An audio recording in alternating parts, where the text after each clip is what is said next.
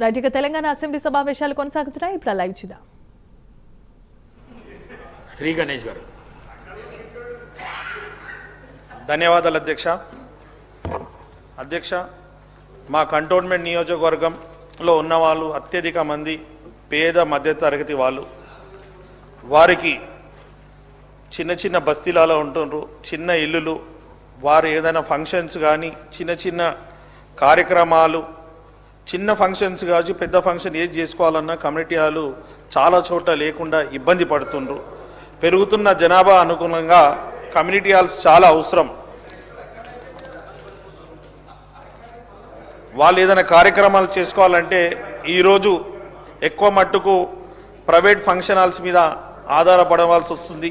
Private function హాల్స్లో function చేయాలంటే ఆర్థిక భారం పెరిగిపోతుంది.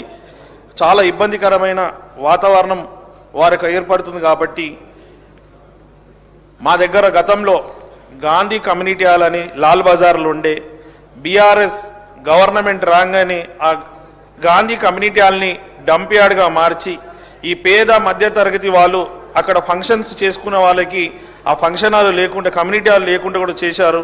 కావున అదే కాకుండా మా దగ్గర సుమారు 15 కమ్యూనిటీ హాల్స్ 50% కంప్లీట్ అయింది. పిల్లర్సు స్లాబ్స్ వేశారు. మిగతా 50% గత ప్రభుత్వం దానికి నిధులు కేటాయించకుండా, పట్టించుకోకుండా అది అట్లనే ఇన్కంప్లీట్గా ఉంది. కావున తమరు ద్వారా గౌరవ ముఖ్యమంత్రి గారికి నేను విజ్ఞప్తి చేస్తున్నాను, ఇన్కంప్లీట్లు ఉన్న కమ్యూనిటీ హాల్స్కి నిధులు కేటాయించాలి. అదే మాదిరిగా చాలా బస్తీలలో కమ్యూనిటీ హాల్స్ అవసరం. ఈ కమ్యూనిటీ హాల్స్ అందుబాటులో వస్తే పేదవాళ్ళు కూడా పుట్టినరోజు సెలబ్రేట్ చేసుకోవాలనుకుంటారు, పుట్టిన పిల్లలకి 21 డేస్ సెలబ్రేట్ చేయాలనుకుంటారు. నేను చాలా చోట్ల కూడా సిల్వర్ జూబ్లీ కానీ గోల్డెన్ జూబ్లీ బస్తీ వాళ్ళు కూడా చేసుకోవాలని ఆలోచిస్తే వాళ్ళకి కమ్యూనిటీ హాల్స్ లేకుండా ప్రైవేట్ ఫంక్షన్ హాల్స్కి వెళ్ళక ఆర్థిక భారం అయితే చేసుకోలేకుండా బాధపడుతున్నారు. కాబట్టి వారికి ఈ కమ్యూనిటీ హాల్స్ అందుబాటులో తీసుకొస్తే వారికి కూడా ఆనందంగా వారు కోరుకున్న విధంగా ఫంక్షన్స్ చేసుకోవచ్చు. కాబట్టి ఇన్కంప్లీట్లు ఉన్న కమ్యూనిటీ హాల్స్ని అందుబాటులో తీసుకురావాలి. అదే మాదిరిగా కొత్త కమ్యూనిటీ హాల్స్ తీసుకురావాలి.